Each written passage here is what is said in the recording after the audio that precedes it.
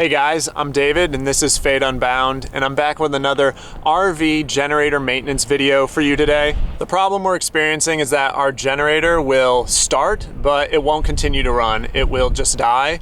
And so we suspect that there's an issue with the carburetor, and so I've ordered a new carburetor and I'm gonna be replacing it today. The specific generator we're working on today is a Cummins Onan RV QG 4000. And I've already tried a number of things to clean out this carburetor to, not have to replace it, to try and work around that. I've ran seafoam through it. I've pulled off the float bowl and cleaned that out, and tried to clean out the main jet as well, and that didn't do anything. Onan tells you that these carburetors are not to be maintained. If there's an issue with them, you're not supposed to take them off and clean them out, try to do anything like that. You're just supposed to replace them. And so I've learned that firsthand after trying to fix it myself, after trying to clean it. You can see I've got the bowl and the main jet off of the carburetor right now, and that's because I took them back off to try something else, and then before that I just decided, to heck with it. I'm gonna replace the carburetor, and honestly that's what I should have done in the first place, and what I recommend to you guys, just because these carburetors can be had for so cheap. You can find them for $30 to $40 on Amazon, get them in 2 days, and the replacement procedure on the carburetor is easier and faster than trying to mess around with cleaning the carburetor out. But before we get into this project, I really quickly want to announce the winner of the Patreon giveaway item, the Halo View BT11 backup camera system. And to figure that out, we're gonna go ahead and spin the wheel.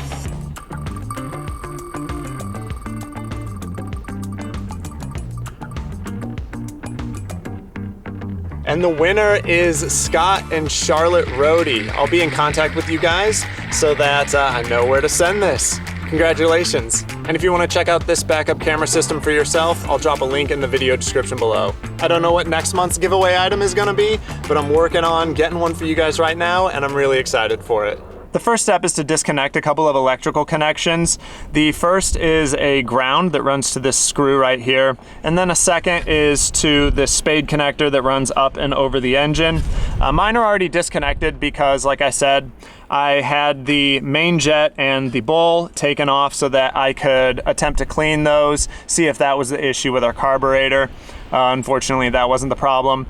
So I had those left off just so that I didn't have to put them on just to take them back off. And so I'll go ahead and remove this screw all the way. The next step is to remove this fuel line leading to the carburetor. Hopefully yours has a removable hose clamp that you can tighten and loosen. Mine, unfortunately, has a permanent hose clamp that I'm gonna need to cut to loosen up. And you'll wanna have something ready to plug this fuel line just so no fuel can leak out when you move it out of the way. They do make clamps that can clamp on here, but I don't have anything like that. I don't have that tool, and so instead I'm gonna use a tent stake that I've cleaned off that is pretty much the perfect size to fit into this hose and plug it up.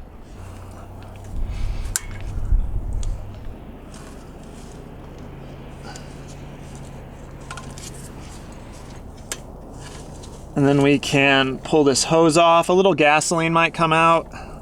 It's not a huge deal, but I've got my plug ready.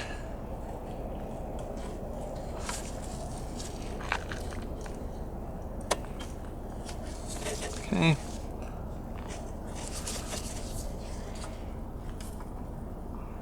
Then I can just set that line out of the way. And then we can disassemble our air filter housing here, because the studs that run or that mount the carburetor to the intake manifold run through this housing. And so to access those two studs, we have to take this apart and take our air filter out. And I know the air filter on this is super dirty, but don't worry, we've got one of those on order. It'll be here in a couple days. The shipping on that just was gonna take a little longer than our carburetor. And then sticking a camera inside so you can see where those two bolts are.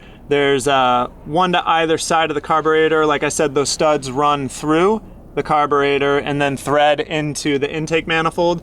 And so those are the 2 bolts that we need to remove. And you just use a 10mm socket to get those out.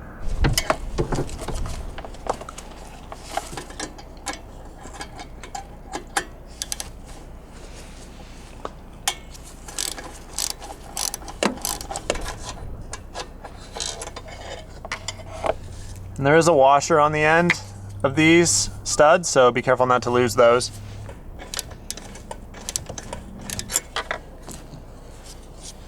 Now we can remove the old carburetor, and a lot of times you'll have to make sure that the choke plate is closed to get it out of there. You can either reach in and close it the way I'm doing with my left hand, or you can use, you can just turn this right here and it will close that choke plate.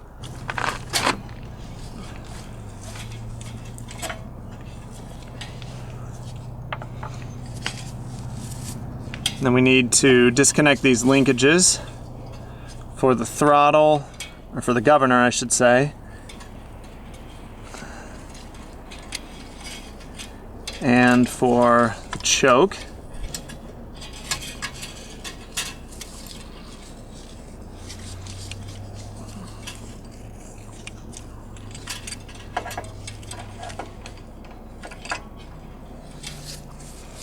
All right, old carburetor's out. And put the new one in now. There's some gasket material left behind on this face. The intake manifold side, thankfully, is completely clean. All of the gasket came off on that side on this insulator that goes between it and the carburetor. But on this side, I'm just gonna take a razor blade and clean up any of that paper gasket that was left behind. And then we can bring in our new carburetor and reattach these linkages. I'll start with the choke plate. And you can see there are 2 steps. Mine was on the first step. And then for the governor, get the spring on first.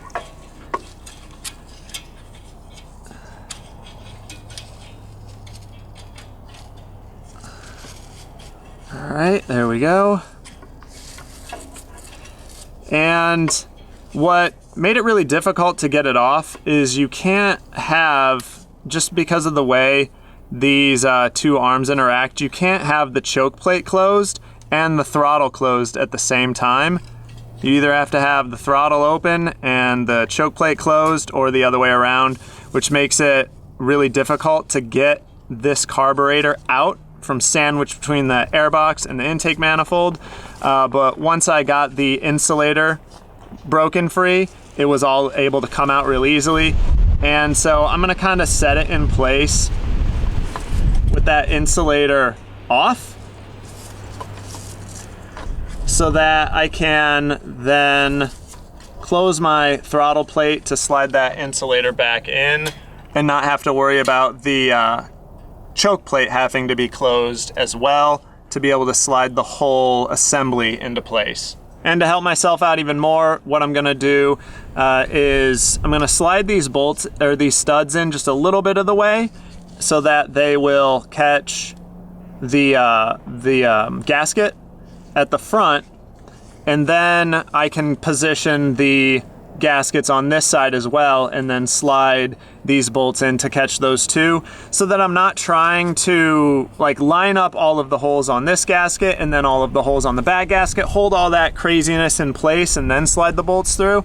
That's just gonna be too difficult and kind of too crazy. Go ahead and slide this front gasket into place.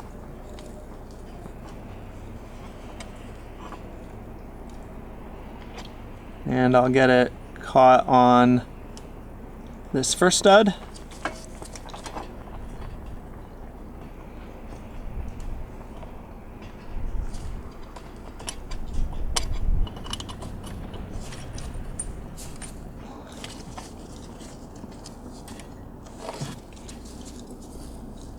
Now I'm going to slide in the insulator and its 2 gaskets on either side of it into place.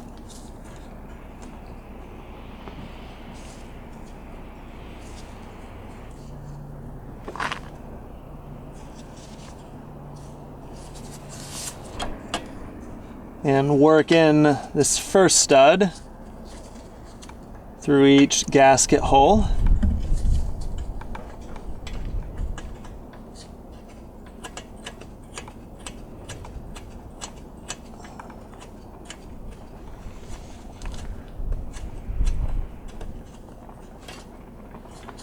And I've started threading that into the intake manifold now, so I know that it's through the first gasket hole, the insulator, and then the second gasket hole. And then I'll get the other bolt on the other side in as well. And that one's gonna be a little more difficult because I can't see it, so I'm just gonna kind of work the gaskets and insulator. I'm just gonna rotate them back and forth while pushing on that screw until it slides in. All right, there we go. Now we just need to torque down these two studs. The Onan service manual for this generator does not provide a torque spec, but it says for all unspec'd bolts, it has a torque spec table depending on the bolt's grade and size. These are 8.8 grade M6 studs. And so that table specifies 6 foot-pounds of torque. So I've got an inch-pound torque wrench here set to 72 inch-pounds. And a little tip to see inside this airbox, to see those studs, those stud heads, so you can actually get the socket on them. What I found really helps is to stick your phone in there also with the camera on so that you can actually see inside of that airbox, and that helps a lot. Okay, first one torqued. There we go, second one torqued. Now we can put our air filter back in. Again, I've got a clean air filter on the way, so don't worry. I know this one is filthy and in need of being changed. I believe it comes in either tomorrow or the day after.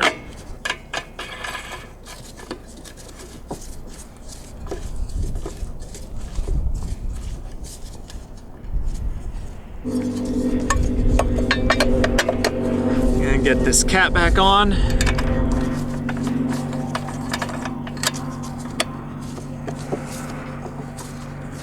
All right, we're on the home stretch. I'm gonna reconnect this spade connector. Really wish they would have made the wire that runs over the engine just a little longer so I could get a better grasp on it, but it's just long enough.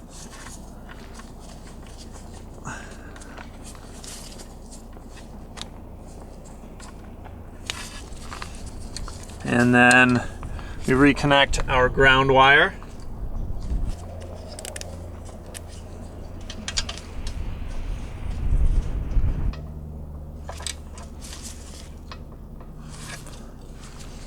And then we need to reattach the fuel line. So I'll pull my makeshift plug out, slide on a new hose clamp,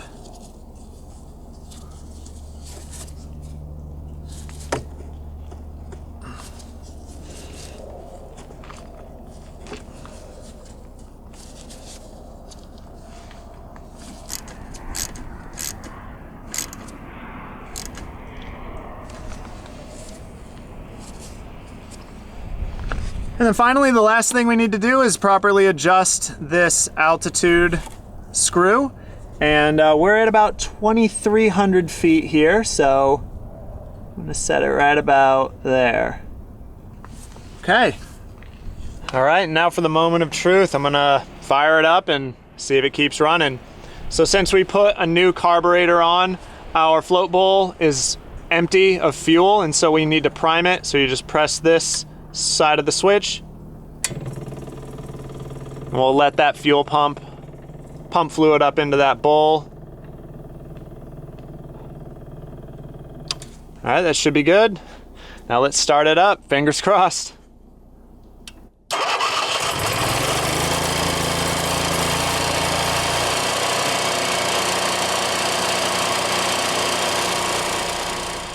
But that's all for this video, guys. I really hope it was helpful, and I'll post the links to 3 manuals that I found online that helped me out with this job for reference. There's a parts manual, a service manual, and I believe the third one is an operator's manual. And with those 3, you have basically all the information you need to do most maintenance jobs on these RV QG 4000 generators. And if you have any questions on replacing the carburetor on these, or some of the symptoms and issues that are caused by carburetor issues, go ahead and ask those in the comments below and I'll try to answer them for you. But thanks for watching. I'll see you in the next one. Bye.